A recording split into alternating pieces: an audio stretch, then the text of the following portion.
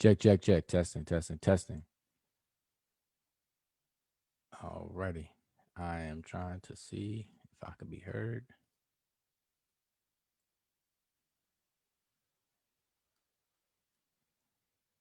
Let me check out my volume.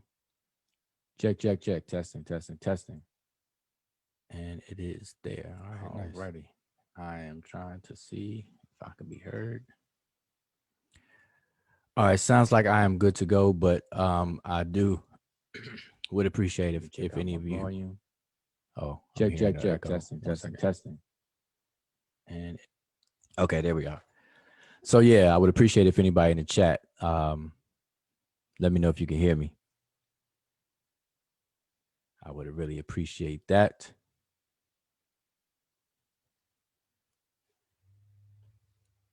Okay, so it's been a minute. So since I've been live, and I had to figure out Facebook made some changes. You know, um, let's just see something here. Gotta get my everything back, get in order. All right, looks like I'm good. All right, so I'm just gonna jump in, and I hope that the brother Chief X is watching or is available, because I just want to briefly, I'm going live to briefly discuss Egyptians versus Nubians, and I put it as a title this live: Egyptians versus Nubians. Is Chief X right? And so I just make a reference to Chief X because maybe a few days ago, I forget how long ago, he did a post on this topic. At least one post that I saw, and I was commenting, trying to offer and share some information. And to him and to everybody who was participating in that conversation on this timeline. And so I think that the point I was making and the information I was sharing, I think that he, you know, received it, got it, and understood it. Hopefully, and so that's why I wanted to go live and just kind of discuss it. Okay, Chief X is in the house. Yeah, Chief X, if you were free, I was gonna give you the link so that you could kind of chime in. I don't want to be on here too long, but if you had wanted to kind of reiterate your original point that you were making with your post, and then kind of set it off, and I just wanted to explain some things around that topic. All right, so I don't know. Let me know if you're available right now. I see you say you are moving around, so I'm not sure. So I'll wait.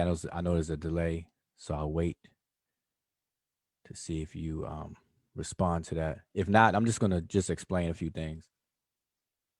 All right. Now I appreciate anybody watching, because I have. Oh, he said real quick. All right. Let me get the link over to Chief X. Have to be able to give him the link because it's about his post. So definitely gonna. So Chief X, I'm gonna inbox you the link real quick right now. So yeah, if you could pop on in here and we can have a quick discussion, or you could say your piece and everything like that, and then I just want to explain a few things. All right, so, and I have entirely too many windows open, trying to follow what's going on here on my system. All right, so yeah, Chief X, I gave you the link in the inbox, so yeah, you can come on through. Okay, so in the meantime, I don't like the dead space. So peace or hotep, ETM hotep to everybody who's watching. Excuse me for clearing my throat a bit. Um, so yeah, I appreciate anybody tuned in. It's been a long minute since I've Okay. Hotep. That's you, Chief. Yes, sir. Yes, sir. All right, all Can right. you, So can you hear me? yeah, I gave fine. Yep. Okay. So okay, so I just want to jump in because like I said, I don't want to spend a long time. So I'm glad you jumped in, because I rather you just kind of summarize or make restate your initial point that you were making on from your post. and then I'll just explain what I was saying, and then think that should be good. So do you want me to say what I was saying before I had the name correction, or just Yeah. I mean, just your overall point. Yeah, before I jumped in, okay? or My yeah. point was the Nubian and the Egyptian are two different um, people and not the same. And I claimed that at times the Nubian and Egyptian got along, and at times the Nubian and Egyptian went to war. I also claimed that they ruled Egypt in the 25th dynasty for almost 100 years. Mhm. And after that, they got pushed back out. Um, I was saying that they ruled Egypt for maybe a period of 100 years out of thousands of years. And I was saying that they were different people. Mhm. So I'm using the term Nubian as I knew it to be, Right. you know, Yeah. Okay, so I know it was an issue of whether you were correct, right or wrong, being factual, or just moosing and making stuff up and everything like that. So by the time I jumped on your post, there was already a lot of comments there, quite a few comments already, going in on the conversation. So I just wanted to offer and share some information to kind of update the conversation, because that conversation is not anything new. It goes on every now and then on Facebook, for years. And so I've chimed in on conversations over the years, and so every time I see it, I try to share information. So my thing was that my first comment to you on the post was saying basically your overall point is correct, and I was just saying that you should explain it differently though, and that's why I jumped in. That's why I said, I think what you should say is, and then I said what I was saying. So I just want to kind of explain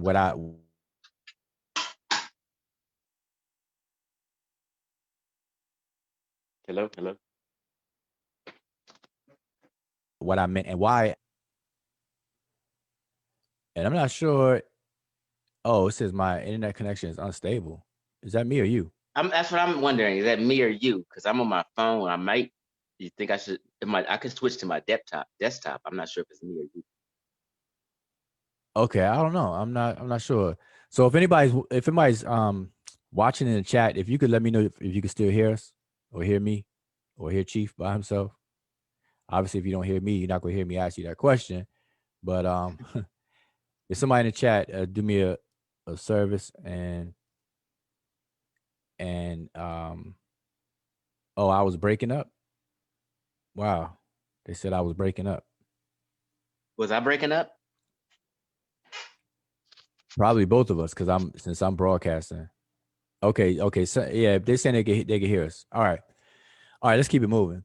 So okay, all right. So let me just quickly share my screen. I'm gonna share my screen because I have your post pulled up. All And right, can so I I say think that would something be a real good. quick? Yeah. Just real quick, so whoever's listening. So it's Chief X, by the way. So I consider myself like a sincere truth seeker. I'll change at the drop of a dime when truth hits me.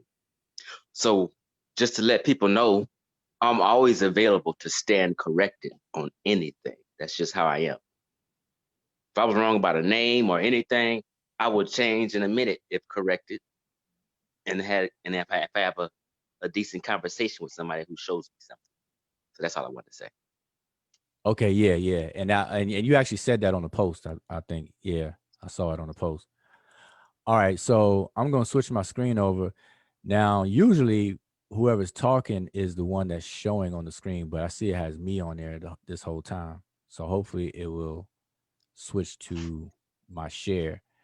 All right, so I'm just going to share this, and so this is your post, and you should see it on my screen, Chief. But I'm just going to wait. I know it's a delay. I'm gonna wait a second to see if it switches over on Facebook. Make sure everybody else can see it real quick.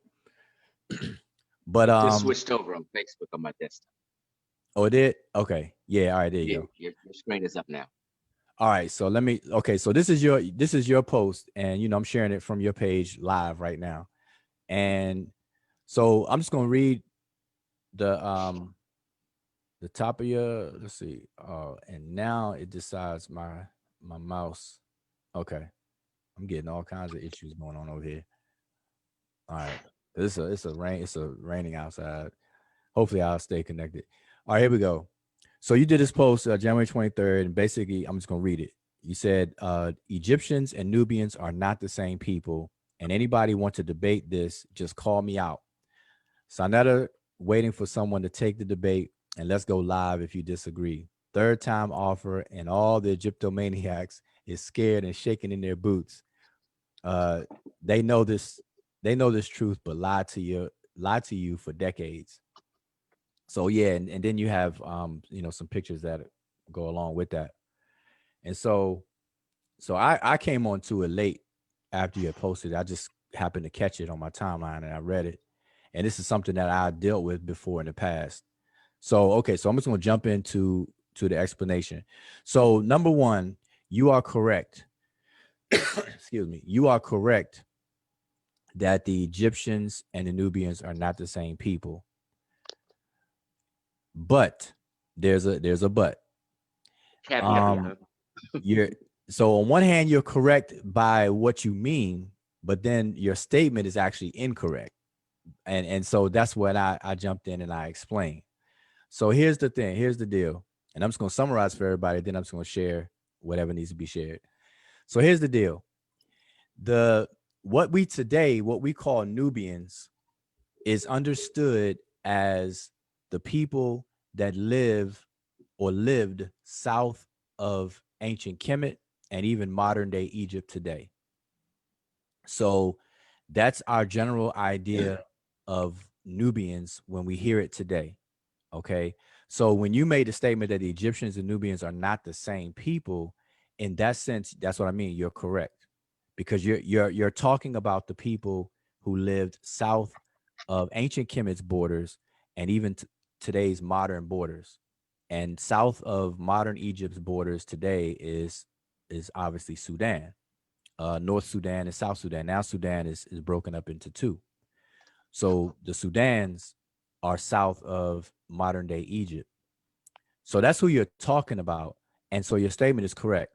Now, where I jumped in and feel it's important to clarify and to explain it better. That way is no argument. Like the argument will never come up.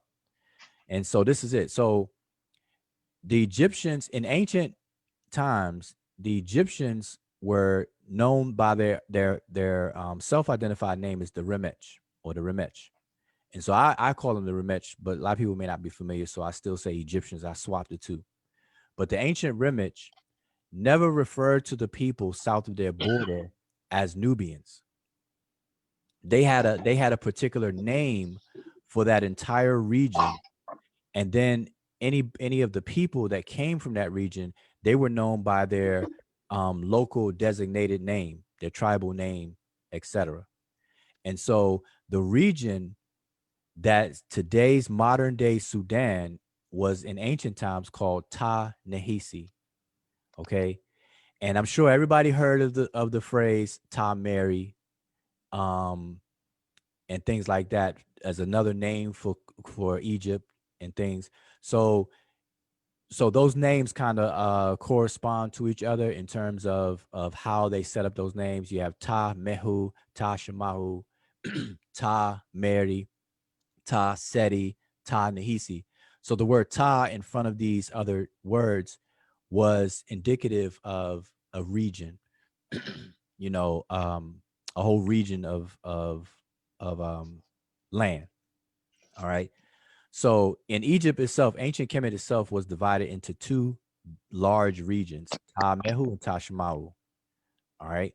And Ta-Mehu was the north, and Ta-Shemahu was the valley in the south. Ta-Mehu being the north, being the delta, and a little bit below the delta, and then Ta-Shemahu is the narrow part of the Nile River and everything south, but all within Kemet. Okay. And then there's WUDJAU. yes. I'm still here. I'm just about to walk to my car, so I want to let you know when I leave my house, my internet may blink out for 5 seconds, but it'll pop back in. So I just don't want you to think I left. Okay, no problem. No problem. Okay, so again, Kemet was divided into two major regions, Tamehu and Tashimau, and both of those regions were unified um, in Sama Tawi, Tawi being two lands, and then Sama is the unification of those two lands. So this is where you get this Sama Tawi. And overall, after the 11th dynasty, Kemet was known as Kemet. All right. Prior to the 11th dynasty, Kemet was not known as Kemet. So that's just some FYI for those of you who are listening. So that brings us to the region south of its border, its southern border. That region was called Ta Nehisi. And the people that are from that region, lived in that region, they were known collectively as the Nehisiu.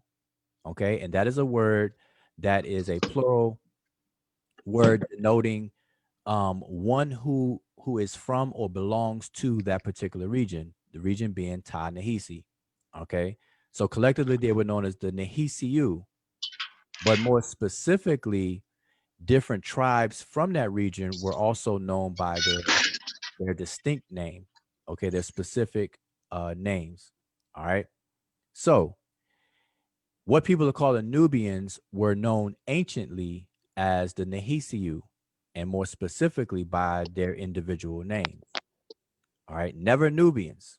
All right. So now, what about Nubians? Now, within Kemet's borders, even modern day Egypt's borders, there were two cities, two popular cities in Kemet. And as a matter of fact, let me just switch over. I'm gonna switch my screen over to explain this. All right. So this is something that I really didn't prepare to do any like a lecture on anything, but because I dealt with this before, I have some stuff that I could pull up real fast. So I'm gonna show you all this here. And hopefully you all can see my screen online. And I'm gonna wait for it to switch over. Okay, it looked like it switched over. All right, so this is a post. This is taken from a post I did years ago. I think 3 years ago, 2 or 3 years ago. Okay, so I'm just gonna read it because it's gonna make my point now. So I say, FYI, for your information, Nakada versus Nubia, pictured with this topic post, is a map showing the two distinct locations of Nakada versus Nubia. All right, and I'm gonna show you the picture in a second. So I say, I posted this in another group to address comments I saw where there was confusion related to Nubia versus Nakada. Please note that what is being generally called Nubia is not the same as Nakada. Today's use of the term Nubia stems from scholars' overgeneralization of the people and lands that are south of ancient Kemet and even modern Egypt. Early Egyptologists attempted to separate ancient Egypt and the ancient Egyptians from the rest of Africa and referred to people south of ancient Egypt as Negroes or blacks. You know, the word Negro comes from the uh, Romance languages of negra, negro, and everything like that means black. Okay. So my point here is that early Egyptologists in the early 1900s specifically breasted, and even around the time Budge was publishing his works, and breasted and the likes, they refer to everyone south of ancient Kemet as Negroes in their literature. And I'm going to show you that in a second. So this reference changed to the use of the term Nubian. So in other words, what they did was, in their scholarly literature, wherever they had the word Negro in, they swapped it for the word Nubian later. So early in the early 1900s, they called everybody south of Egypt Negroes, okay, the blacks. And then later in the scholarship, in later years, they changed that word to Nubian because Negro became, less popular or not too politically correct. So from 1960s forward and so on, they changed the word to Nubian, and you'll see this change in the scholarship. Okay, so what that means is that Nubian semantically or in the context just becomes an equated word to Negro or blacks. All right. So I just want y'all to keep that in mind. So they refer to the people and places such as Kash, Kush, and Ta-Nehisi, and Wawet, and Iram, and Taseti, and Yam, and others, all under the term Negroes, which means black, which became Nubian. Okay, so that's the progression in the literature. All right, and matter of fact, let me get over here so I can point to it. Yeah.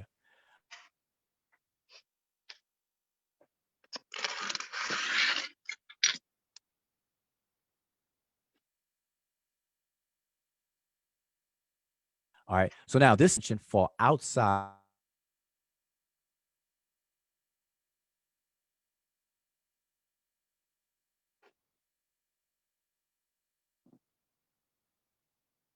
All right. WUDJAU, can you hear me? I think you're breaking up again. Outside the modern border. All right. Can you hear me? Okay, maybe that's you breaking up. All right, I'm thinking it's me. So somebody in the chat one more time, if you can do me a favor and let me know if I could be heard. Yeah, I think you went out for about 20 seconds. Okay, maybe that's you breaking. Yeah, I'm trying to. Oh, he said I'm breaking up. Why am I breaking up? That's crazy. Well, Because it's I tested, I turned my desktop on and you were quiet. So I know it's not me. okay. All right. So yeah, I can believe that because it's raining out here and my internet. I'm using Wi-Fi at the moment, and so I just have to deal with it. But you good. All right, Go so I ahead. may go in and out. Yeah, I think I'm clear now, but I apologize if I keep cutting in and out, and I may do this more formally on YouTube or something where I just break it down real quick, hit it and quit it, in and out, in and out. All right. Anyway, so my point though, if I was missing, basically I'm reading this slide, so it's on the screen. You all can read it, but the whole point here is I want to reiterate this point is that in early scholarship of the 1900s, during the time that Budge was doing his thing, Breasted was doing his thing, and other scholars from British School of Egyptology and the American School of Egyptology through Chicago Institute, Oriental Institute, they referred to everybody south of Egypt, of ancient Kemet, as Negroes, blacks. Okay. That word simply changed to Nubian. Okay, so in essence, Negroes yielded Nubian. They became synonymous. All right, that's all they did. So, but who are they talking about? They're talking about everybody south of Kemet. So if everybody knows that, then there would be no argument about whether the Nubians are Egyptians, because it would make no sense that they would be, since the designation of calling them Nubians in the first place is because they live outside of Egypt. Okay, so it should never be any argument or debate about that if people understand that. Now, the confusion is caused because of that term Nubian. All right, and like I said, the ancient Egyptians never called those people Nubians, and they themselves didn't refer to themselves as Nubians. All right, there's specific terms for different tribes within the region, and then the region itself has a name. And my suggestion is to use the proper names. Use the names and get people used to using the names. Therefore, it would be no argument. All right, but let me go on to the next point. Here's the map that I was referring to. All right, so over here is a map of an area called Nakada. So real briefly, Nakada is within ancient Kemet. You see Egypt here, and you see the border of Egypt. Nakada is within the borders of Egypt or Kemet. Nakada is the archaeological term for an area that was anciently known as Nubit. All right. Now, archaeologists refer to that area as Nakata, and you may have heard, people may have heard Nakata 1, Nakata 2, Nakata 3. These are archaeological designations based on the material culture that's found, the pottery, and the different things that they found through archaeological digs. Okay. So, to the archaeology world, this area is called Nakata. Historically, anciently, this area, this place was known as Nubit, which means city of gold, all right, or gold town, from the word Nub, which means gold. Now, again, this is within Kemet. So the people that lived in this city would have been known as Nupti or Nuptiu, people who belong or from that city. No different than the people who lived in a city, another Egyptian city that people are familiar with called Memphis.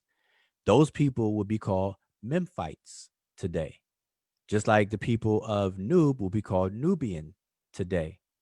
But that Nubia or Nubian would be a city within Egypt. So those people would be Egyptians. So originally, Nubians are Egyptians. It just, the problem is that scholars started to call the people who live south of Egypt Nubians by swapping the word Negro for Nubian. And that confused the whole list of designation or designated terms that was used for these different people. All right. So that's the problem. But if we stuck to the names, there would never be a question of whether the Egyptians themselves are the Nehisiu, or even more detailed within that, they would not be the Kushites, because Kush, as a matter of fact, let me show you where Kush is. Um, and I thought I had a different map on here to show you exactly what I'm referring to. Give me 1 second, because I'm going to actually post this. I mean, I'll bring this over because I want to show you all this map. I have to. It's my duty. All right, so y'all can still see my screen. Can you still hear me? Yes, sir. Okay. So this is a map. Now, if anybody wants this map, this is a good map. I always suggest people to get it because it's a map that has all of the 42 gnomes on it and their approximate location of where they were and their names and so on and so forth. But this is a big map, so I can only show one portion at a time. What you're looking at right now is the northernmost part of ancient Kemet or modern day Egypt. This is the Delta area. Okay, above it is the Mediterranean Sea. It was called at that particular time by the ancient Remich Wedgeware, which means the Great Green. They didn't call it the Mediterranean Sea for obvious reasons. So anyway, the point here is to show you all the cities that I'm referring to. Okay, give me 1 second here. All right. So I mentioned that there were two cities within Kemet's borders that are known as Nubit, or has something to do with gold. And those two cities are anciently known, or today you can actually find information out about them under the names Ombos and Kom Ombo. Okay, Kom Ombo and Ombos. So look on this map, and let's see if I can grab my an arrow here so I can point to it for you. If you look right here, where this red arrow is, this is the ancient city of Nubit. All right. And you see the term Nakata there. So today, this whole region, this whole area is called Nakata, and it's known as that from the in the archaeology discipline, anciently known as Nubit. This would be a city called Nubia. We would refer to as Nubia today in our vernacular. That's one. All right. That's Ombos today. If you go to Wikipedia and you look up Ombos, Ombos, that's the Greek rendition of this particular city, Ombos. You'll find it. It's going to redirect you to Nakata and this place. It's going to tell you that it's anciently known as Nubit and so on and so forth. All right. The second city I was referring to is here, Kom Ombo. Komombo is I believe, the Arabic designation for this particular area now, but it was also known anciently as Nubit. So these are two cities of gold where today we would call this city Nubia and that city Nubia. And the people who live there, they would be called Nubians. People who live here will also be called Nubians today by us. All right. Just like we say Sudanese for Sudan, people who live in Sudan, Russians, people who live in Russia, Americans, people who live in America, Brazilians, people who live in Brasilia. All right. We would say Nubians, people who live in Nubia. All right. Washingtonians, people who live in Washington. Georgians, people who live in Georgia. So I'm just saying our naming conventions today would produce Nubians for the people who live in these two cities. But the point here is that they would be Egyptians. So ancient Nubians are Egyptians. Okay. So that was my point to stress to you, Chief. But these are not the people you are referring to. Okay. You're referring to, and I'm gonna push this map up so you can see. Now we're getting below the borders of ancient Kemet. Now notice on this map, they have Lower Nubia. But you look at the glyphs here, this is the city, a smaller city called Wawet. And these people were called Wawet. They were never known as Nubians, but they call it today Lower Nubia, but this is really Sudan. When you start going down here, this is really Sudan today. Okay. But this whole region, here's Kush, anciently known as Kash, but we pronounce it as Kush today. There's a glyph for it. Here's Wat, another city. People used to live there. Inbu, which is popularly known in archaeology terms as Kerma. People may have heard that. And so on and so on. Here's Napata. I'm sure people have heard of Napata. Naptaplaya, we saw it up here. Naptaplaya, I'm sure people saw some documentaries on Naptaplaya and so on and so forth. Okay. The point here is that all of this here is south of Kemet's border. And the people collectively in this area were called Nehisiu. And here's the term Nehisiu right here on this map. You see the term Nehisiu. And this is how they were generally depicted. Okay. So they're depicted differently than the ancient Remage, purposely done because they're not the ancient Egyptians. Okay. The Nehisiu were not the same people. Okay. So that's what I wanted to stress and point out. But while I have this up, I want to show you this is coming out of an ancient Egyptian reading book for beginners by E.A. Wallace Budge. And I'm showing you the terms of Nehesi and what they translated it as in English to show you, to make my point, to support my point I'm making. You see, Nehes is translated as Negro land. And Nehesi, or Nehes again, is Negroes.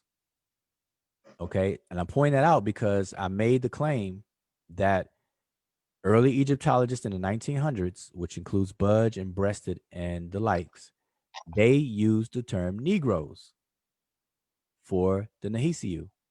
And so I'm showing you. All right. This is out of Budge's book from 1896, page 40, 450. All right. So that's his book. Now I'm gonna show you Breasted book. Okay.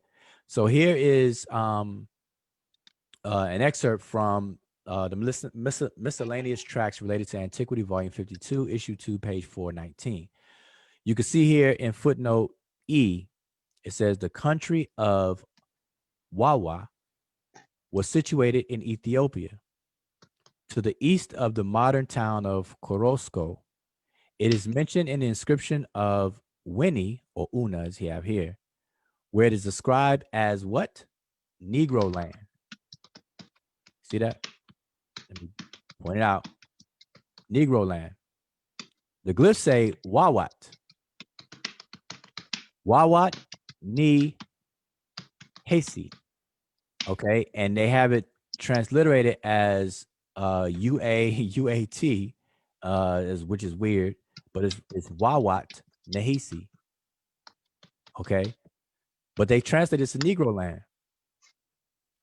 Now, so where did they get this from? So I'm going to show you in the glyphs where you're going to see this. All right. So I want you all to see this. This right here is the term um Nahisi. Okay. And you're gonna see this term. I want you to see these glyphs. 1, 2, 3, and then 3 more duplicate glyphs. Even if you don't know what these glyphs are or anything like that, because I'm not trying to give any lessons tonight on the glyphs themselves. But just look at these glyphs. 1, 2, 3, 4, 5, 6. These group of 6 glyphs. You see them here, you see them here, you see them here, you see them here. Okay. Now, what that is doing is that is naming a group of people, and then they're telling you that they're Nahisiu. Is naming another group of people and telling you that they're Nahisiu. Is naming another group of people, but this is Wawet, by the way, and they're in the land or the region of Nahisi. Here's another group. Ka'au Nahisi. Then you have the Chime. Okay, they don't have Nahisi after it. But these other groupings are all different, distinct people from this big, large region called Ta Nahisi. Now, in the literature, though, and I'm going to switch to the page, this is the translation of that. Okay, it says, if any person from any foreign land whatsoever, whether he be Negro or Ethiopian or Syrian, shall remove this book, or any theft shall carry it off, may his body never come into the presence, blah, blah, blah, blah, blah. Okay. The point I want to make, though, is that in early Egyptology, they used the word Negro. All right. And you can see that in the glyphs. And like I said, I'm not here to do a lesson on the language, but what I just read is in here. Now, when it says any person, you see this right here. It says Z Nebet, which means all, persons of, then it goes on to say the foreign land, and it says Nahisi. This is where it said Negro, and this is where it said Ethiopia. Now, Egyptologists refer to Kush as Ethiopia in their literature. This right here is the word Kush. These glyphs, 1, 2, 3. That's Kush. Okay. This is Nahisi, Kush. So these are two different major areas. They refer this one as Negro and this is Ethiopians. All right. So, I'm just driving the point home of what I meant by early Egyptology and how they swapped these words and caused the confusion. All right. So now here's how the Egyptians depicted those individuals. They made a point to artistically depict these people as foreigners and distinct from themselves. So, Chief X, to your point, that's what I said. You're correct, absolutely, that the Egyptians are not who's today is being referred to as Nubians, but that's an error. That's an error. But regardless, I know who you're talking about. You're talking about these people, and you're right. The Egyptians are not them. And so this is how the Egyptians depicted the misnomer Nubians, like this here, and like this here. All right. Now I want y'all to know. I want everybody to notice something. That if you look at these pictures, these images of Egypt's southern neighbors, if you look at them, you look at these pictures again. What do they remind you of? Let me ask you that, Chief X. What do these the stylized depictions? What do they remind you of in modern times? I would say, personally, if I've just give like what I would think, I Yeah. would think it may be exaggerating and teasing um, the look of the people, um, Okay. and kind of clowning them and exaggerating features and making them look a certain way. I'm Okay. not sure. I'm not sure if I'm correct, but that's just my common sense would say. Okay. Cool. Now you're warm. Okay. So I'm gonna show you this picture. Now, this is modern day, but older cartoons. Okay, these are screenshots from modern, but a little older cartoons where black people in modern day cartoons were depicted in this way. And today we would say these cartoons are what? Racist. These are racist cartoons. This is what people consider racist cartoons, or um definitely politically incorrect today, mocking black people, mocking black people's lips, nose, and this, that, and the third. Okay. Everybody would pretty much agree. Well, most people would agree with this. But if you look at the depictions the Egyptians did of these people from the Nahisi area, you almost find identical depictions. Notice the lips, notice the big earrings, got the feather in the head. Notice the big loop earring, notice the lips and the exaggerated or the cheekbones and everything. Notice the big loop earring, notice the lips, notice the line down coming from the nose to exaggerate the cheekbones, the high cheekbones, and so on and so forth. Notice that. And then I go back to these cartoons, notice the looped earring, notice the lips, notice the cheekbones, notice the lips. Now this one doesn't have the earring, but notice his cheek. Look at the girl in this cartoon here. Lips, the loop, etc. Notice this one, the lips, the ear loop, the earring loop, and so on and so forth. Now we would have a problem with this today, but yet people Yeah. don't have, say it again. No, I was just laughing. Go ahead. Yeah. Now people will have a problem with these cartoons today. You know what I'm saying? And so, but as you can look in the archaeological record of the ancient Egyptians, that's how they depicted their southern neighbors. Okay. I'm just showing a few images.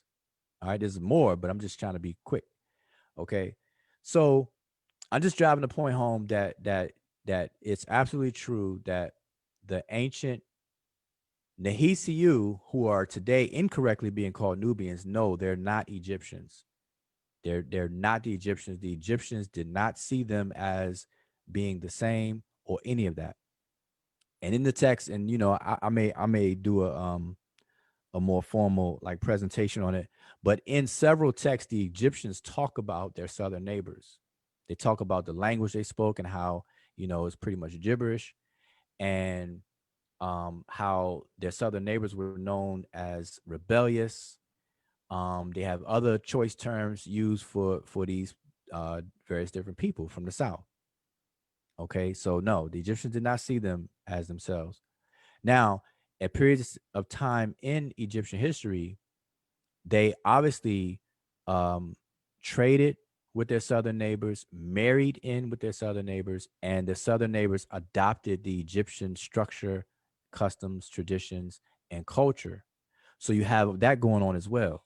So I don't want to paint a picture like Egyptians did not even deal with the people of the South or anything, or there was no cross pollination and blending at different periods of time. So that happened as well because when you're dealing with the 25th dynasty, you have Pianki, you have Taharka, and so on and so forth.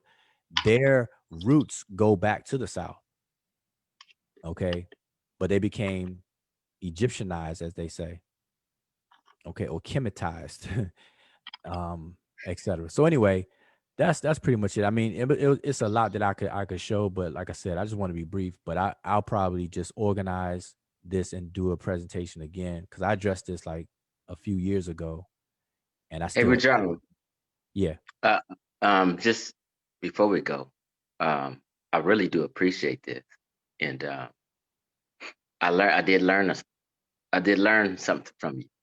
Um, I also wanted to ask you a question.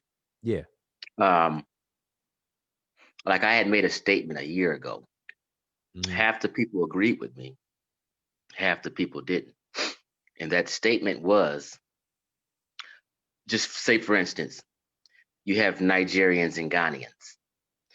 They've been there, even though that they got conquered, they never dispersed. They're still there, right? So I was telling people no group of people just disappeared, whether they were conquered or colonized or what have you.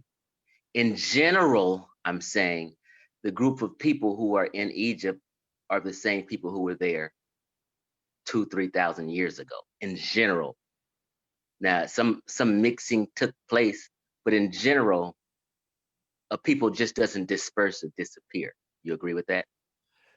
I mean, yeah, I mean, nobody's gonna snap their fingers and magically genie people out of existence and stuff like that.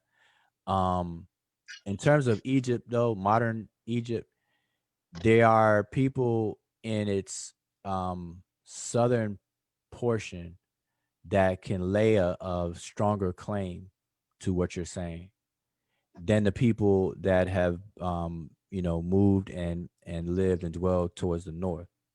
So a lot of people who were the older people in modern day Egypt are towards its south because they migrated The down south to of the east. Egypt, Say it again.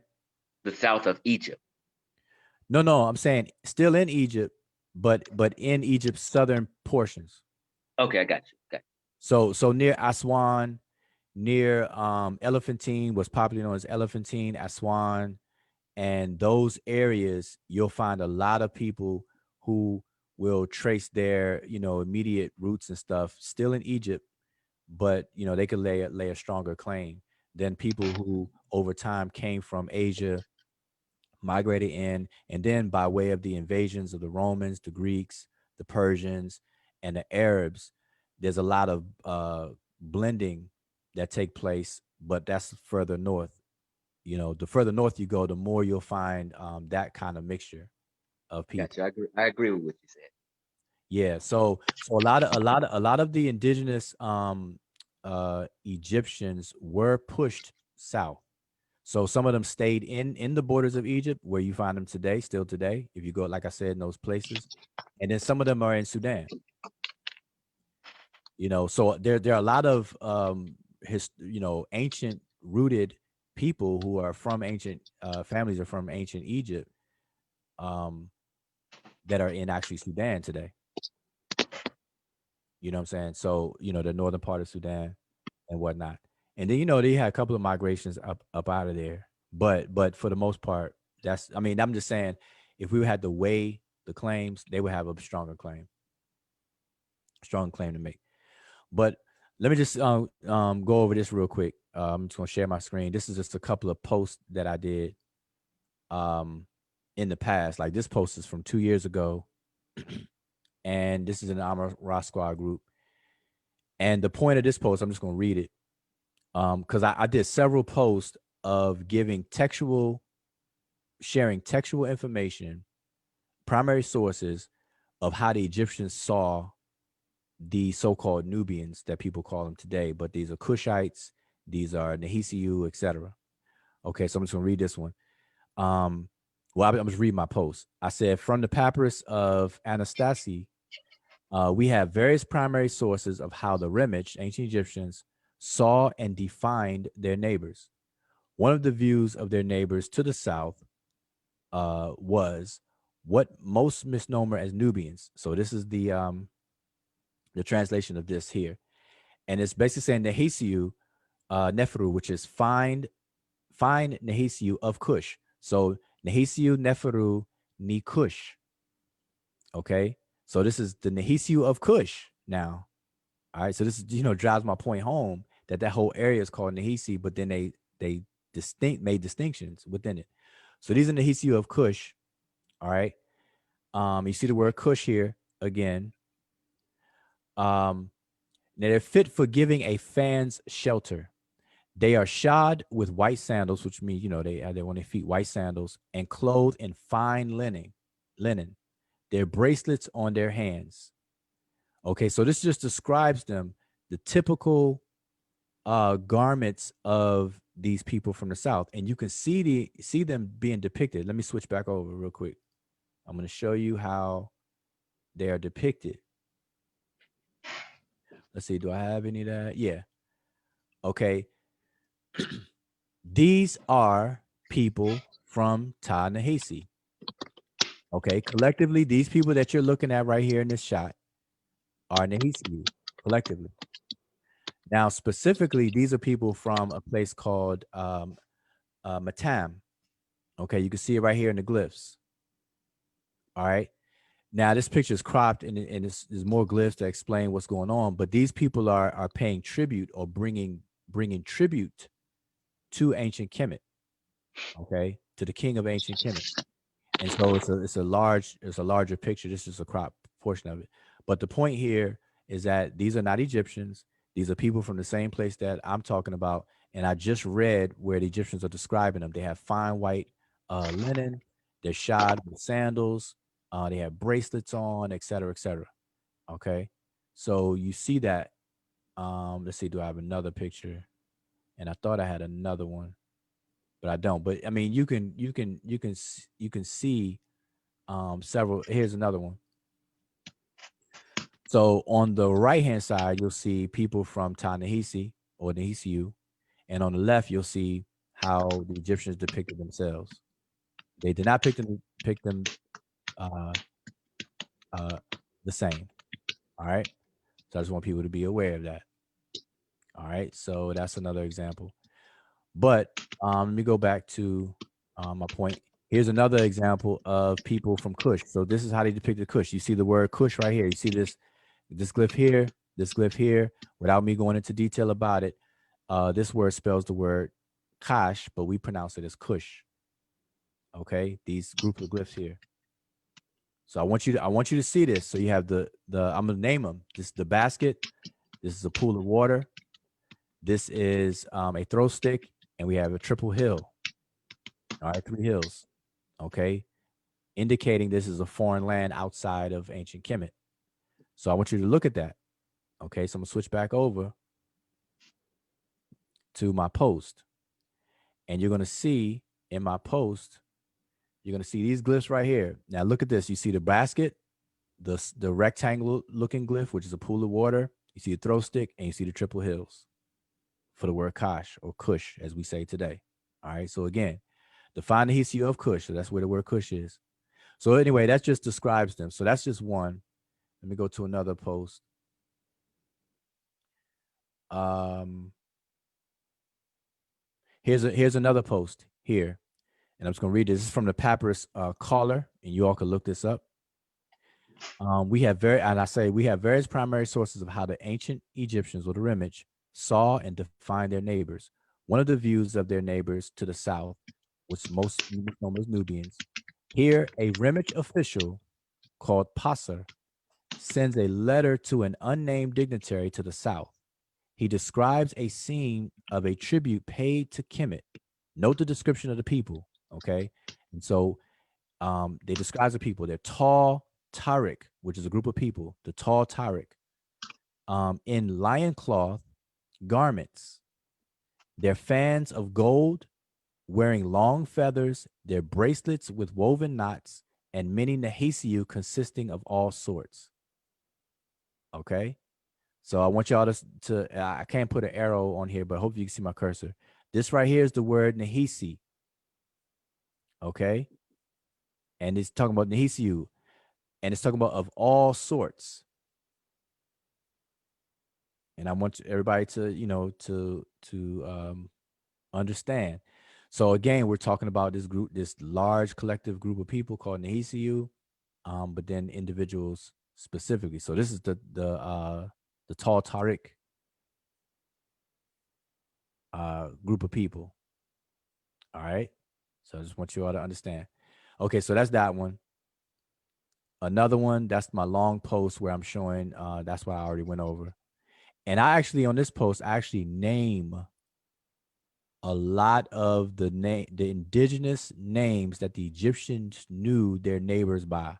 So you have Kash, Wawet, Kent Nefer, the Majau, people know as the Magi, Nehisiu, the Chahinu, the Keftiu, the Nehut, the Jahi, the Kananu, which is Canaan, that's the land of Canaan, the Amu, which people refer to as Asiatics, but this word actually means, to wander around, the Aper people, and this where people try to make say Hebrew or Aparu, et cetera, et cetera. The Rechenu, the Kebin, so on and so on and so on. So I just named these different people that the Egyptians knew their neighbors by. These are indigenous proper names. All right. And we should just get used to them. So anyway, that's the point of that post. Another post is describing, I'm just going to read it. Primary source example of Kemet's southern neighbors, often called Nubians, being taught the Egyptian language. Okay. The Rani Kemet. The 18th dynasty instruction of Ani contains instructions to a scribe, where in one section the author names several animals, including a dog, a monkey, and a goose, and describes how they should normally behave, followed by a reference to the Nehisiu. And I'll read the translation. One teaches the Nehisiu the language of the people of Kemet. And you see here where it says Tutu or Chutu, Sabah, Nehisiu, Medut, Remich, Ni Kemet. Okay. And it's talking about the language of Kemet. All right. The actual words of the people of Kemet. Literally, what's it saying? Medut is words. Remich is the people. Ni Kemet is of Kemet. Sabah is the word for teacher or to teach or to give instruction. All right. So this is speaking about teaching them the Egyptian language. So anyway, that was the point of that post. If they were Egyptians, it would be a different story. Another post. Okay, in this post, I'm pointing out the fact that the southern neighbors were referred to as rebellious. They had a rebellious disposition about them, and they were known. Their reputation was known as being rebellious, as a collective people. Okay, so I'm just gonna read the translation of this. One came in order to inform His Majesty that wretched defeated Cush are a path into rebellion.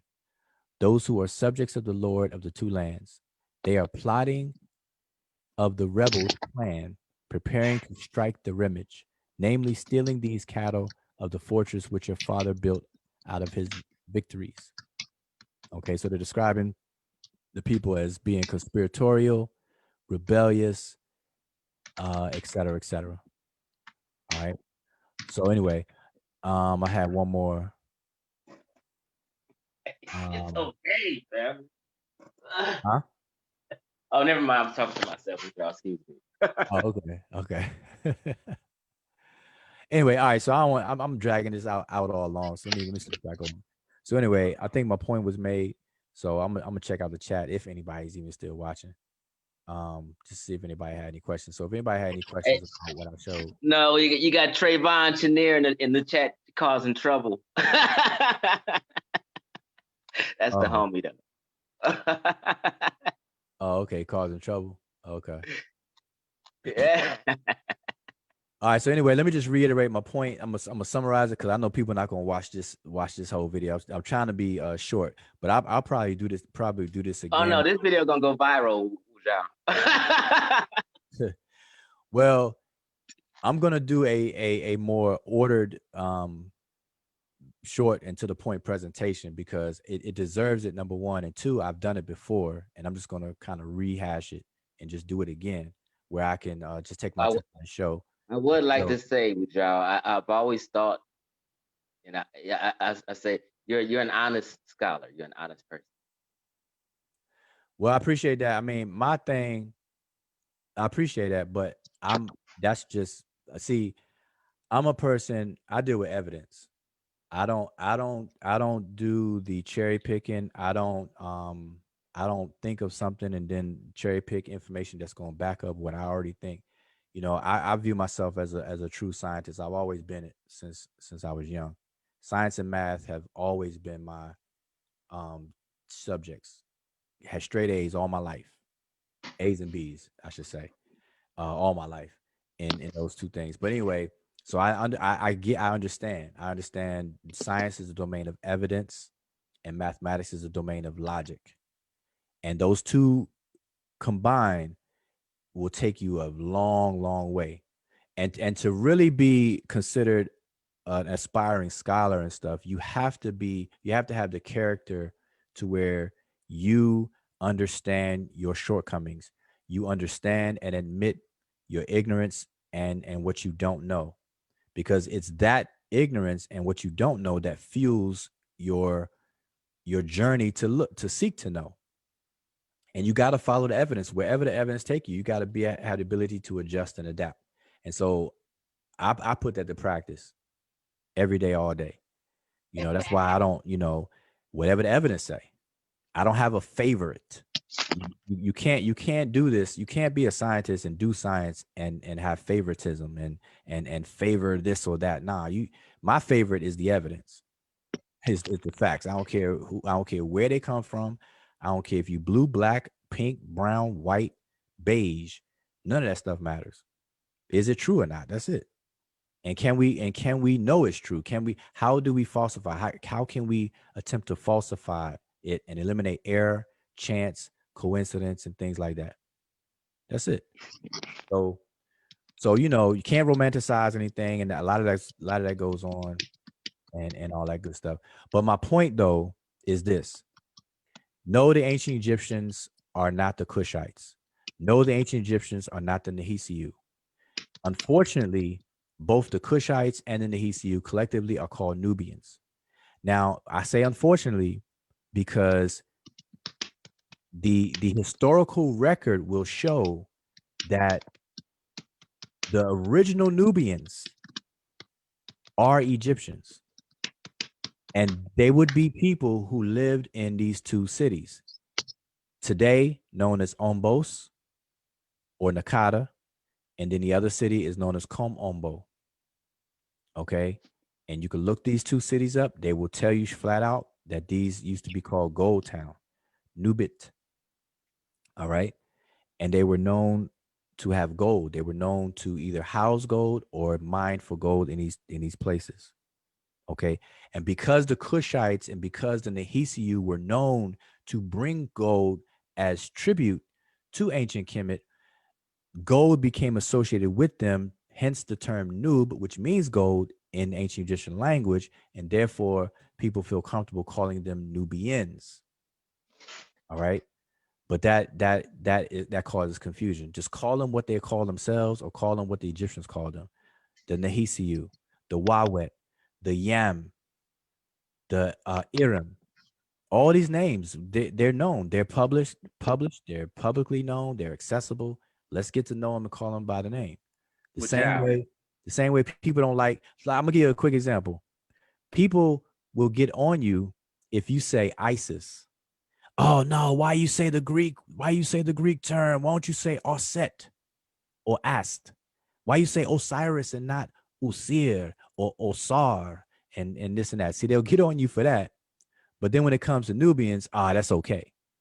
Like, no, stop calling Nubian, stop calling the Kushites Nubians, stop calling the Hesiu Nubians, call them Nehisiu. The same way you could pronounce Nubian, people can pronounce Nehisi. Three Hey, syllables. WUDJAU. Nehisi. But yeah, go ahead. WUDJAU. Yeah. So before I leave and start and resume my Laker game, and Golden State play next. um, I want to say I've been in the what we would call the conscious community since 1993. Okay. Um, I started following Ashwa Kwesi after I stopped messing with the Nation of Islam and all the other cliques around 1990, 98. Mm-hmm. So since 1998, I've never seen anyone break this down like that. Not one person. And I've been around one. I just want to say that. Yeah, I guess. I mean, I haven't either, and that's what prompted me probably 3 years ago to first address it. Like, I think I first addressed it in a more like organized way 3 years ago. Like, you could look at these posts that I was just sharing. These posts are from 2 years ago, and I have a short amount of slides that I have still to now where I've addressed this because it's confusion. Because see, here's the problem, and I'm gonna show you an example. Okay, let me. I'm gonna show you on your post. Okay, I'm gonna show you on your post an example of of what inspires me to do this. All right. So I'm gonna switch back over. So this is your post again. Now it's nothing you said, but you provided pictures from somebody else, right? Okay. Correct. So on this first picture right here, I'm gonna show you why they do it.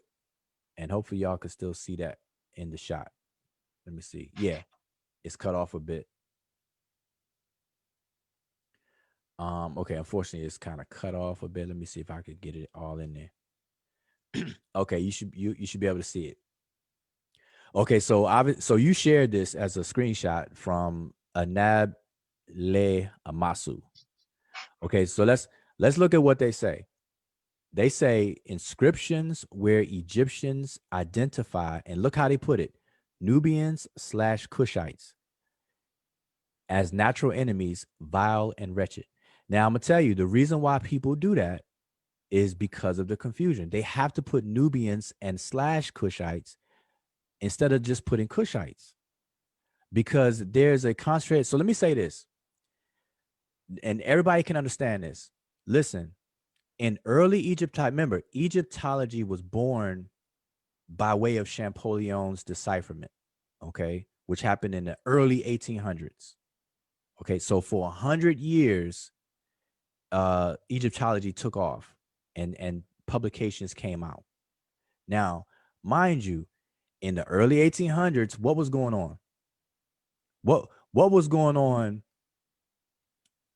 with Africans on the west coast of Africa during the late 1700s, early 1800s, and all that, even you know up to the early 1900s. Really, if you want to talk about it, but I'm asking you, Chief, what was going on in the 17 1800s with Africans? With Africans in Africa. Yeah. And you said what dates? No, I'm saying what was going on in the world with African people in the 17 and 1800s. Oh, they were getting colonized. Is And that a what else? simple answer? And what else? Um, Something else major. The transatlantic um, slave trade. okay. Yes. Yeah. So, okay. You So, know what I say sometimes, WUDJAU? what's that? I tell people, I said this a minute ago. I said Africa got colonized and chopped up because they weren't as scientifically literate. I Mhm. said they should have been doing trade and business with China and have developed gunpowder and defended themselves. That's not a knock on them. It's just sometimes people just develop things. Certain cultures develop things before other certain cultures. It doesn't mean that they're smart or anything. Right. And plus it's out of necessity. So necessity is the motivating and inspiration for a population of people to do what they do. And so you're right. It doesn't designate smarter or dumber. It's the necessity of the people and things that they do to solve their problems. And everybody's problems are not the same problems, and everybody don't have the same necessities at the same time. So yeah, you're right about that. But so my point though is this: when Egyptology had its birth, slavery was going on. And as Egyptology grew as a scientific or as a discipline, I should say, as a study and a discipline, slavery was going on. Okay. And so the point is this: when when Europe was going through its renaissance and they started to go backwards and look at their antiquity of Rome and Greece, they noticed that the scholars among them noticed that the ancient Greeks and Romans paid homage to ancient Egypt, gave very very high kudos to ancient Egypt, and described Egypt as this like fanciful world. Okay, and so by time you reach the time frame of Thomas Young and Champollion, where you have France and England racing to decipher the hieroglyphs, they were motivated to race against each other, to challenge each other to see who can decipher it first, because they believed that whoever deciphered the Egyptian script first will gain secrets of the universe, secrets of the planet, and it would open the door for dominance and power and so on and so forth. Okay. Almost similarly to where United States and Russia um, uh, competed with each other to get to the moon first. Who could get to the moon first? Okay. So mind you, though, slavery is going on during this time. So as they decipher, as they discover the material culture of Egypt and the records, and they actually go to Egypt, they send expeditions. You have Napoleon going there as an army, but also with a whole entourage of scientists and historians and so on and so forth to catalog Egypt, this and a third. By the time that whole project was underway and brought back the information, they realized they could not, you know, promote to the world that Egypt was founded and created by African black people. Because on the other hand, during the same time, they're enslaving them. And so you can't tell the people you're enslaving that that them or their relatives on another part of the continent built such a great and wonderful civilization. And so there was just a lack of disclosing all that information, and there was a concentrated effort to make a distinction between black Africans, no matter where they were from the Egyptians. And so the Greeks referred to the Egyptians as Egyptos. They referred to everybody south of that as Ethiops, and then people west of that as Libyans. That's where we get today's word Libya, Egypt, and Ethiopia from those words. Okay. And then later, Egyptologists simply fell in line, called the Egyptians, and called everybody south of the Egyptians Negroes. So much so to the point where the 25th dynasty, everybody knows the 25th dynasty as the quote unquote black pharaohs, as if Egypt never had a black pharaoh before then, before the 25th dynasty. You see, so that's the game. And so they throw in the word Nubian in there to perpetuate this even in modern times to this very day. So back to this point, this post. That's why people have to put Nubians with the word Kushites in there. They, unbeknown to them, they're perpetuating that game, that trick. Okay. That's why I'm so much against it. I don't call them Nubians at all. I call them what they are. You know, if we're talking about the Kushites, or we're talking about the Wawa, we're talking about Aaron, we're talking about the Majai or whatever. I call them what they're called. Collectively, Nahisiu. Never Nubians. You don't hear me use it. But anyway, so he says also includes the names of Egyptian kings that raided and conquered Kush. So I'm saying that's why he has to put what do you call it? Nubians and Kush side by side. So that was that. But let me see. What was the other thing? Um, and then, okay, so then in this picture right here, I think I pointed this out to you. Okay, so you see this king here. Let me scroll up. Oh, I can't scroll up. But you see this king here. Can I move it up? There we go. This person here is king, has a prisoner bound. Okay. And this person is dark. Notice there's a distinct artistic difference between the two figures. This particular person is a person from Kush. This is a Kushite. How do we know? Because we see the word Kush right here. And I want everybody to see this again because I said this twice already. You have the basket with the handle. You have this rectangular shaped glyph that's really a pool of water. This is transliterated as a K. This is transliterated as the SH sound, which is a single sound. But in English, we put two letters side by side, the SH. Sh. So this together is Kosh, but we say Kush. And then you have the triple hills to denote a foreign area. Okay. Anything beyond the hills was known as foreign, and people from beyond the hills were known as foreigners. So you have the word chasut. Chasut or chaset or chas is the word for hill, like a hill, a mountain hill. And it became synonymous with foreigner. Why? Because Egypt's natural borders were hills. And anybody coming from the other side of those hills was not an Egyptian.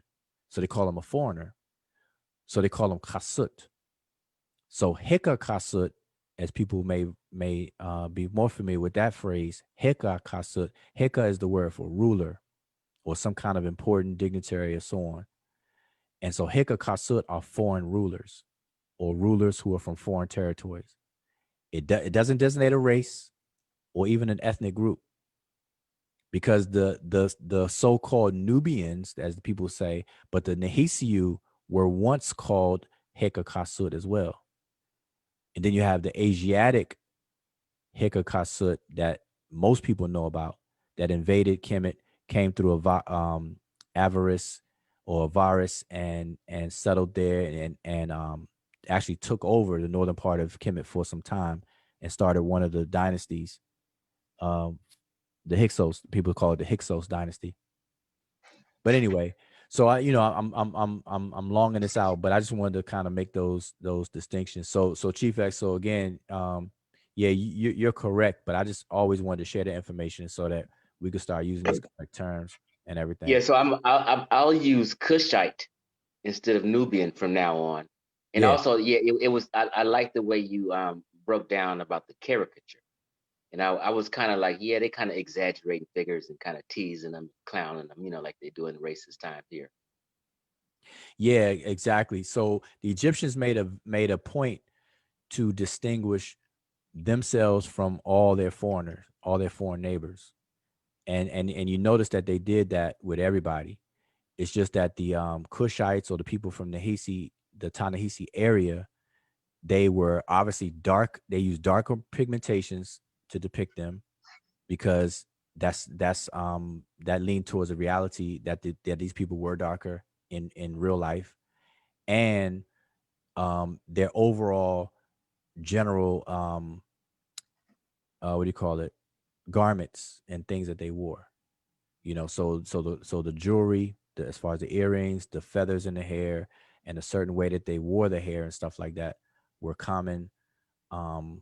What do you call it, caricatures of those people, and that's what the Egyptians did. They basically caricaturized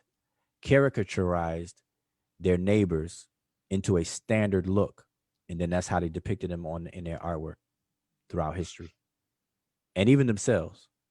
The Egyptians, You know what the, you the should do a video? You know what you should do a video on? was that? Because people still think I'm tripping when we talk about the Moors, right? Like usually the pictures that us as African Americans have posted of Moors are actually the Ascari.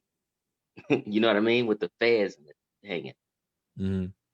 So people Yeah, yeah. confuse people is fused with the Ascari with the turban people who wore turbans in Northwest Africa. They're different. Mhm. The Ascari is not are not the Moors. But that'd be interesting. Yeah, you should do that because that's not. I wouldn't be prepared to do something unless you know. I did a couple of them, but people don't really see my shit a lot on YouTube. So. Yeah, well, I haven't been active, so I'm gonna start. I'm gonna turn it up, man. 2021. I'm out here to kill the noise and to mute the stupidity straight up. And I'm not. I don't care about favoritism, likes, and all this other kind of stuff because it's too much misinformation out there. There's there's a lot of people taking advantage of the ignorance of others, and then overall it's just unhealthy all the way around, whether it's scholarship, whether it's medicine. I mean, you got it's spilling over in all different areas.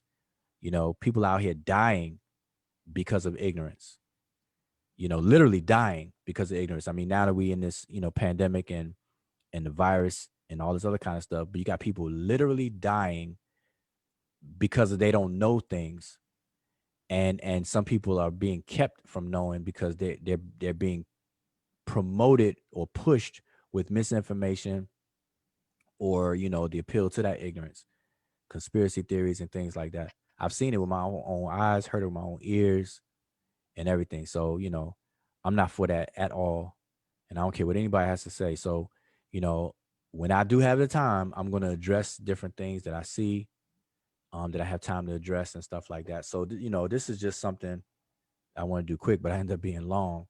But little stuff like this, because these little things add up, and people just need to know, or at least be pointed in a direction where they can learn more And at the very least, that's definitely what I would do. So listen, if anybody wants to know more about what I'm saying here, either you can inbox me or I could just say a couple of things right now. Even right now while I'm talking, you can go to Wikipedia and look up Komombo, Komombo, Komombo. That's one of the cities I mentioned earlier. The other one is Ombos, Ombos, Ombos. Now in Wikipedia, it's going to redirect you to Nakata because the Wikipedia article is under that name, but it's the same area. And both of them are going to tell you that those originally places called Gold Town, City of Gold, all this other kind of stuff to support what I'm saying. Then look up Kush, the ancient kingdom of Kush. Look up now it's weird. Wikipedia doesn't have an article on Nahisi. If you type in Nahisi in Wikipedia, it's gonna go to Ta-Nehisi Coates, which is which is a guy, that wrote articles, some pretty good articles about reparations and things like that. But but there's a lot of books, and I can give you those books and stuff, titles of the books. But the books that I mentioned, excuse me, the books that I mentioned earlier, you got Breasted as a early Egyptological scholar from 1900s. Budge, where you'll find the word Negro there used for these Nehisiu, they use the term Negro, which is same as saying nigga, but negro, negra, negro, Negroes, all meaning black, and they were just calling everybody black to imply that the Egyptians were not black. All right, that's what they were implying. The Egyptians were not black, and everybody south of Egypt was black. So yes, the black folks had a little run in the 25th dynasty. That's about it. That's all they're gonna give black folks. Not willing to give Egypt its proper designation that Egypt is a homegrown African civilization. They didn't have the modern social construct of race that we have today back then at all. So it wasn't about black, brown, and all this other kind of stuff. People were defined by a different list of criteria. The way they dressed, their mode of food production, their mode of food storage, their weaponry, their language, and things like that. That's how people were defined, not by their skin color and other superficial things that is really a setup for structured, dominance and class hierarchies and things like that. They didn't do that like that. All right. So, All right, I'm out of here, WUDJAU. all right, me too. So I'm just looking at the chat. So I'm gonna hang for 2 minutes. I'm just seeing if anybody in the chat has a question, just go ahead and type it now about anything that I said, and I will do my best to address it real quick before I roll out. So I'm just gonna, I know it's a delay, so I'm gonna wait a little bit, little bit. And it's the first time I've been live in a long time. So I'm gonna kind of do these routinely on multiple subjects. The vaccines, I know a lot of people talking trash about the vaccines, about the coronavirus. It's not I tried real. I tried to go get a vaccine because they have it at the Forum in Inglewood at the Los Angeles. I mean, excuse me, the Inglewood Forum where the Lakers used to play. They're Oh, doing mass vaccines over there, but they wouldn't let me because I didn't have a healthcare worker ID. oh yeah, yeah, yeah. Yeah. Well, you should have known that because they I was gonna try though. oh yeah, yeah. You tried. I was gonna say I work at group homes, kids. Okay, okay. Yeah, they, because of the shortage, they're trying to prioritize who gets it in whatever. So the first are the high risk people, and then the frontline healthcare workers. They're like the first up if they choose to get it. I got family who are doctors and so and their colleagues and stuff. Some of them are getting it, and well, more of them are getting it, and then there are a few that are not. They're like, nah, I'll pass for right now. I made a post the other day. I said people who don't have like professionals and experts in their family or friends, Yeah. them people are more paranoid than other people. Yeah, but it's based on ignorance. See, they're paranoid because Right. of what they don't know, they don't have access to. That's why I'm telling you, look, listen, if we're gonna do any transformative movement or paradigm shifts, it's gonna take education. It's gonna take giving people information. Yeah, And don't. like I'm not against law enforcement. I know they've had history of doing certain things, but I'm not like against law enforcement. I wouldn't influence the youth not to join the police department and things like that. Because I have family that were law enforcement. Yeah. My girlfriend now, she's a assistant principal at a high school. So I'm I'll be kind of clear on things. My ex-girlfriend had her PhD in vision science. So I Yeah. have I have professionals in my life and my family, Yeah. Yeah. Yeah. and I No, that's know none of them mean any harm. right. I mean, listen, um, there's bad apples everywhere, so obviously there's some bad doctors, there's some bad police officers, there's some bad uh pretty much in different facets of life you're gonna find bad apples. But the big kind of weird thing to me is that we will be the type of people that will sit on the sideline and complain and not jump in it to make change. So, Right. in other words, we'll complain about the political climate, but then we'll refuse to participate in politics. So year after year, election after election, people are coming, being elected, and then their term is up, and then somebody else take their place, and we're constantly complaining, but yet we're not participating. We're not pushing policy, or we're not trying to become the politicians themselves or the lawmakers themselves. We'll complain about the laws, but we won't jump in and participate in the lawmaking. You Right, know. because this lady girl the other day said, this country's for the taking. And what she means is, as black folk can start taking these positions of authority and power and get in the system. I mean, like, did you hear my explanation on when I said extreme pro-blacks practice white supremacy? Did you hear me say about that? No, I didn't see that. I didn't hear that. Okay, so let me just explain. I said extreme black power cats, like hate the white man, they hate the police, they practice white supremacy. I said, if you know the definition of white supremacy, because people call these people, oh, that's a white supremacist organization.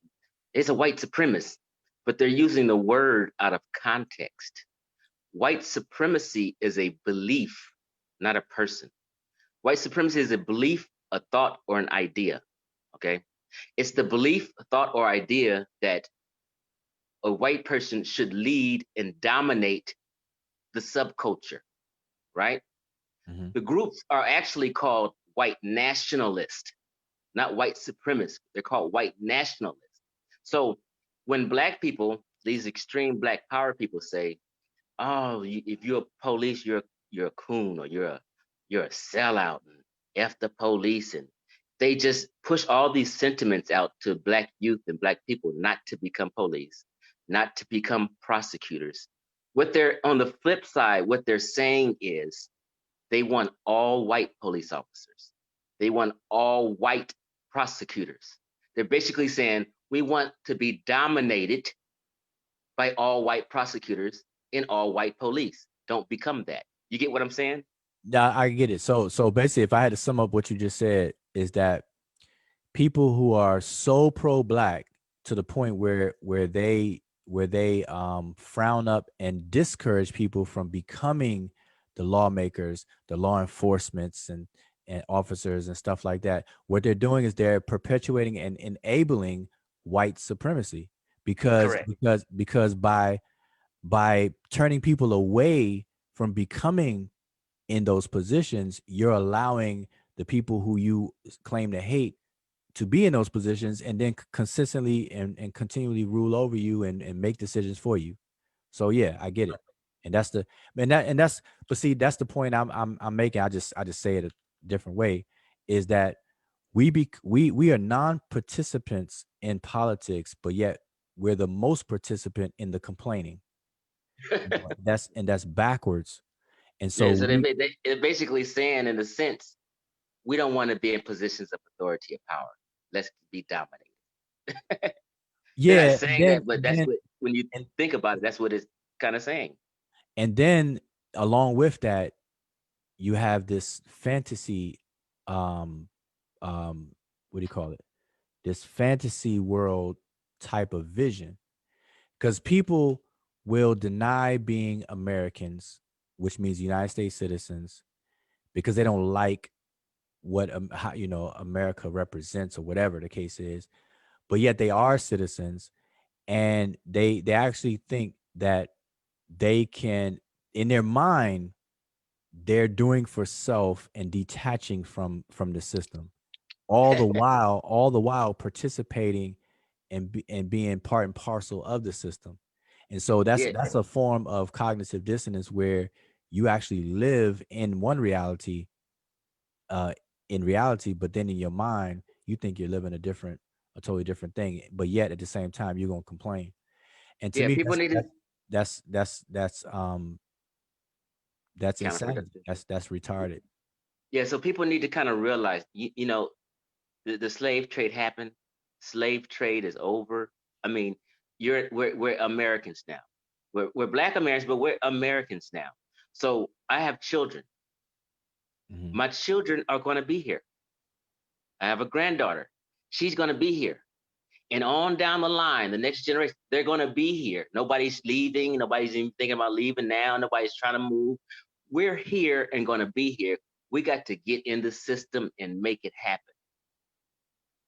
And right. And that's gonna be hard because of the mentality, of a lot of people. It's changing, but we still got a lot of work to do. And we can't be outlaws. We can't be Americans at the same time, not be Americans. Like, That's you're crazy. never going to have a nation within a nation. People need to get that out their head. Yeah, that idea is ill formed as well. like you're going to start a separate nation inside of a nation where you don't have to be beholden to United States of America's laws and rules. I mean, that's just not, it's not even proper thinking. Nah, that's not happening. That's not happening. No, I mean it's not. It's really not. Now, symbolically and in a nice gesture, the feel good gesture, people can call an organization and use the word nation. You got the Nation of Islam, Right. but they're They don't not. They're even have, not. They're they they're barely not a. have a block. They're not. They're not a body politic. They're not a jural society in that sense of a nation at all. That's just in name only. A nation of they're using the word nation as synonymous with just an organization that adheres to Islam, and it's not even Orthodox Islam. Yeah, like, no, nobody's going to give you a separate state. Nobody living in these states going to all of a sudden move out of that state because blacks want this separate state. I mean, that's just fantasy talk. Yeah. Now I have had a discussion about that a bit. That the best that we could do, but we don't do it either, is to gradually take over the demographics of different areas. Demographically, we can do this, and we've done it in the past, but unintentionally.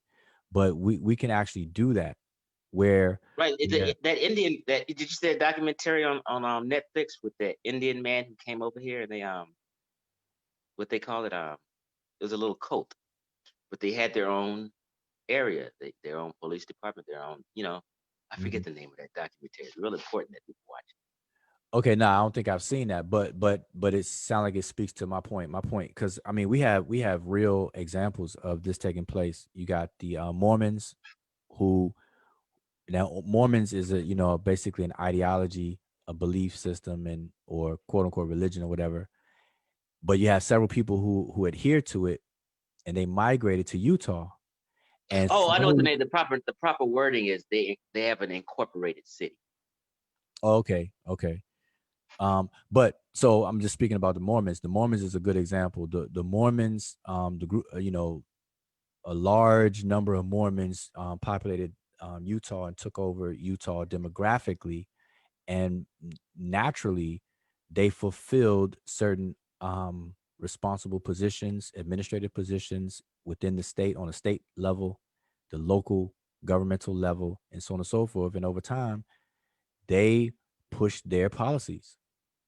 And so their interest and their policies and what they wanted was able to come to fruition because they fulfilled those positions that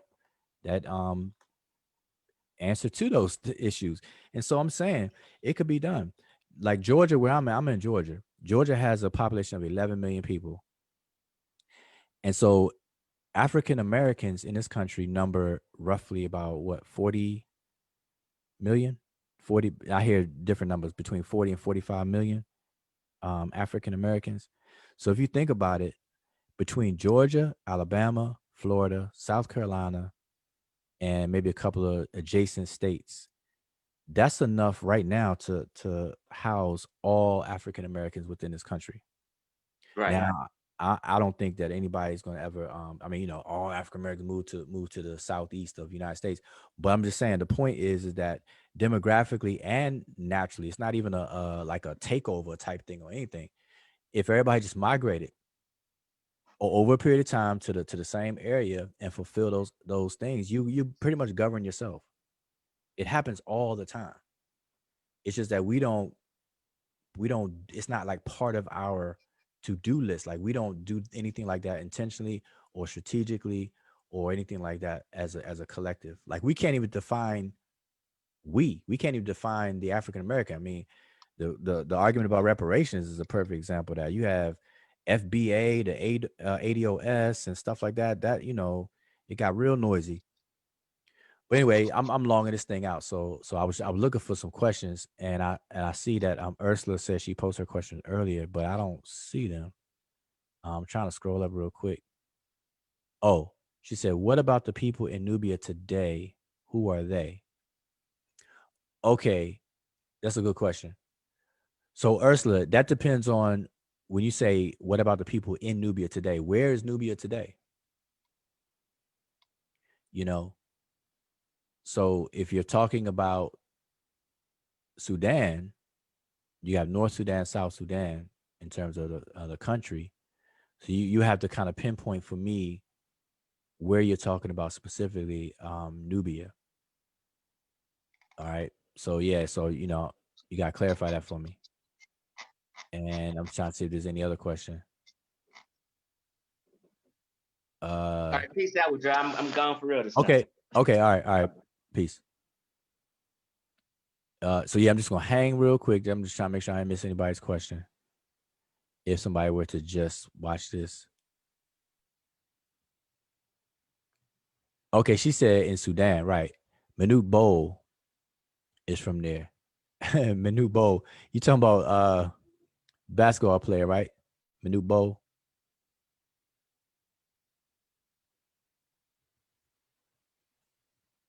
If I think you talking about the Sudanese basketball player, I think he has a son um that's playing now or something like that.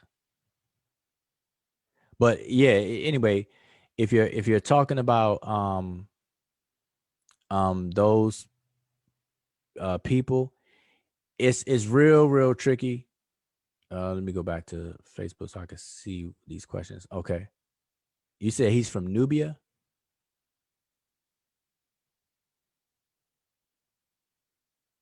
You saying Manu Bo is from Nubia? Well, I mean, that's what I'm saying. See, that's a trick because it's not called Nubia. Where Manu Bowl is from is actually called I'll spell it for you. Turalei, Turali, Sudan, now South Sudan. And he's from that area, born there, but raised in the area called Gogrial. His father was Dinka from the Dinka tribe, and so on. So, you know, I'm not sure where you get Nubia from. So maybe you can point that out to me so we could talk about it more.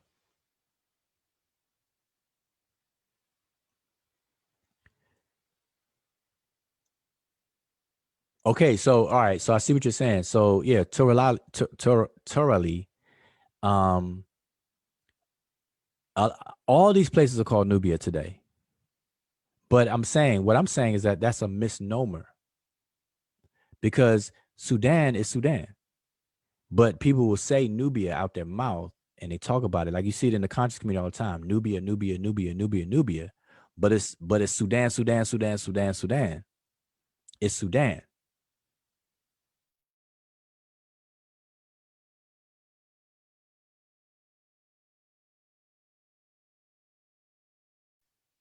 And I'm gonna tell you this way.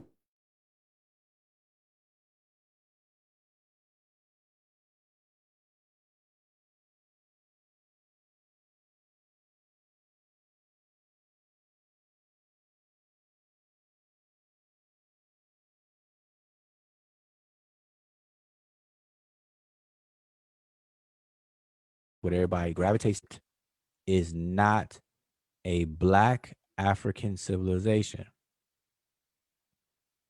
And I hope I'm not breaking up because it said my connection is a little shady.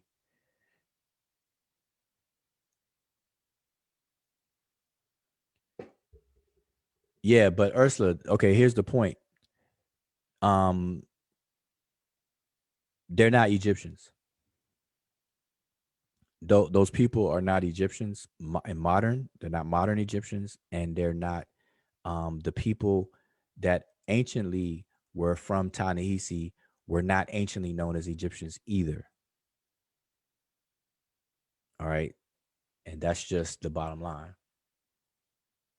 All right, so that's just it. Now today you have people who can trace who maybe will trace their roots back within the borders of Kemet, who do not live in the borders of Egypt today, move south, intermingle, mix, and they have history in their oral traditions. They will say that their families come from more north, which will put them inside of Egypt and so on. So you have tribes of people even as far down as Uganda that will in Kenya that will have those claims within their oral traditions of where they migrated from and where they came from. In Kenya, for example, you have the Kikuyu and the Luo. The Luo, within segments of their traditions, will say that they came or migrated from Sudan. Okay, via and then prior to that, even uh, more north. But where they are now is in Kenya.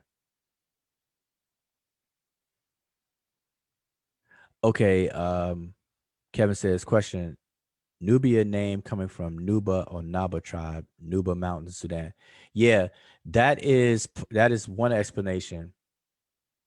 Um, but so here's the point: regardless of the explanation, people gravitate towards whether the name Nubia comes from the Noba or Nuba tribe or not. They're not Egyptians. So ancient Egypt is has a plethora of documentation. Okay. The Egyptians did not call the people south of them Nubians. The only Nubians that were known to the ancient Egyptians were themselves. The people who lived in Nubit would be called Nubitiu. And in our vernacular today, we would say Nubians. Same way people from the city of Mennefer, which the Greeks called Memphis, today we refer to them as Memphites. What's another city that we use? We have Memphis. We have what we call another city. You have Karnak, Luxor, Waset.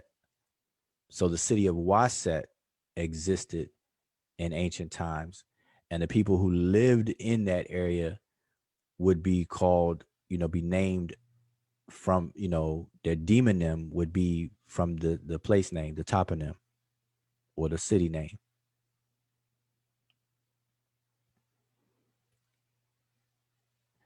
All right. So I mean, that's just it.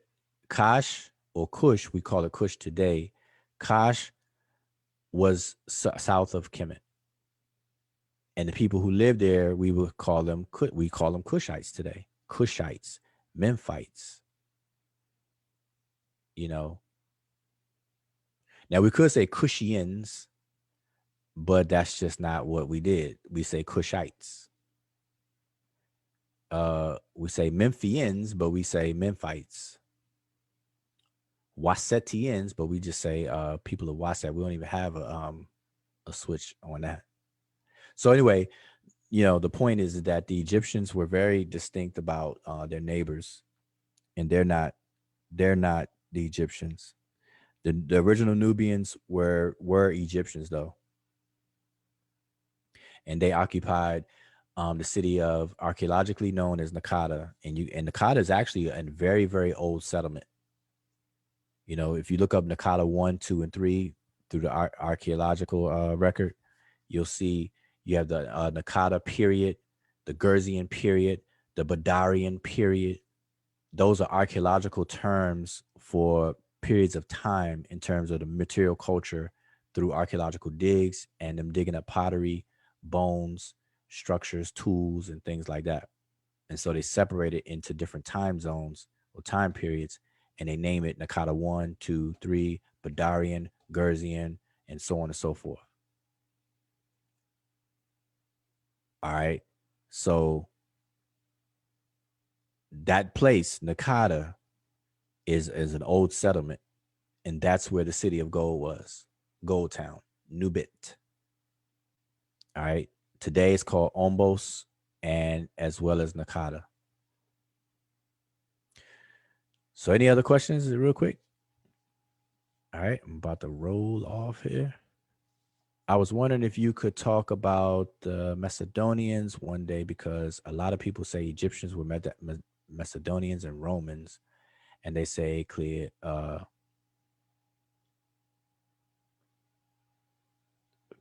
I thought you were trying to say, okay, Cleopatra was Macedonian. Yeah, yeah. She's Cleopatra is part of scholarly controversy a bit, and so that would take some time to kind of unpack that subject. But I can tell you now that the Egyptians, see, listen to what I'm saying. When you hear things like the Egyptians were whatever, okay, the first thing that you should think of or be reminded of is that ancient Egypt lasted roughly a little over 3,000 years, a 3,000 year stretch, 3 millennia. So whenever somebody come to you and say the Egyptians were dot dot dot, you cannot use that logic. You cannot accept that at face value, because Egypt is so vast in time that the Egyptians were not this homogeneous one thing. Okay? Even the language bears this out. Even the regions, the naming conventions, and all of that bears that out. At the very, very, very, very least, you can look at Egypt as a duality of two distinct things, okay? At all times.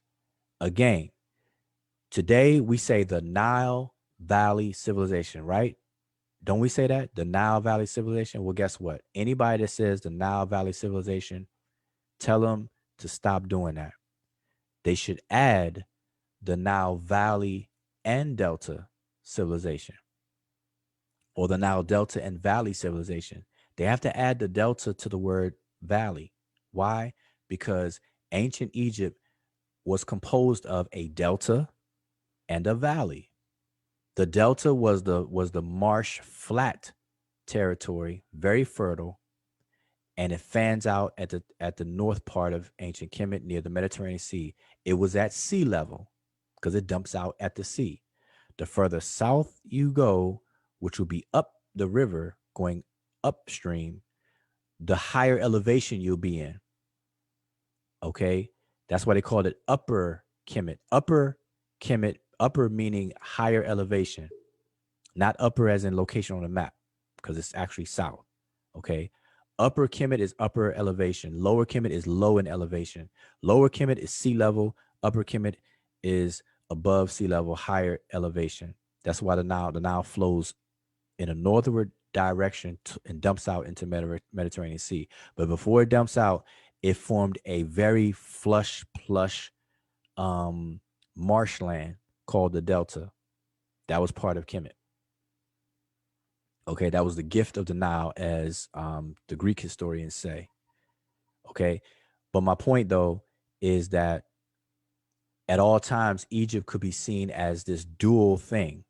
So you have Tamehu, which is the delta area, and then Tashemau, which is the valley area.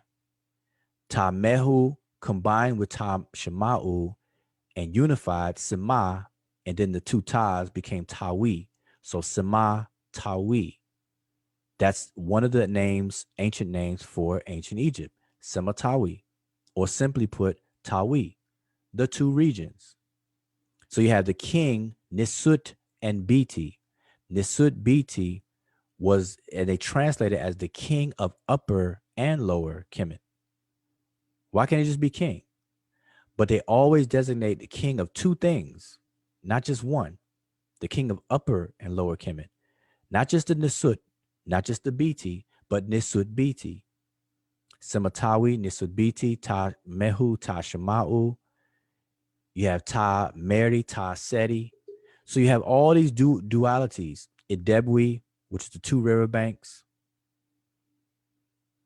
So you always have this duality going on, these two things. So anyway, my point though is that at the very, very, very least, you have two major groups. So Kemet was never this homogeneous one thing ever. And even within the two regions, you have 42 nomes, 20 and 22, 42 different communities and several different dialects and languages being spoken that culminated into what we can see in the historical linguistic record, at the very least two major languages simultaneously existing, where one pops up, becomes more official than the other, and so on and so forth. But at all times, it was called Rani Kemet. Rani Kemet literally means Ra or Ro, which is the mouth, and then Ni Kemet means of Kemet, the mouth of Kemet. And we know that's a figurative expression for language, because places do not talk literally. All right. So I'm just going to share that, and then I'm going to bounce out. But I appreciate anybody listening in. I definitely long this out way longer than I planned. But hey, this is my first time doing a live, I think, this year. So I'm going to keep these up, keep them short. But hopefully, somebody will take away from this. And Ursula, I hope I answered your questions. All right. So I'm going to say Shemim Hotep and peace. Y'all look out for me to do this or on YouTube. All right. All right. Hotep.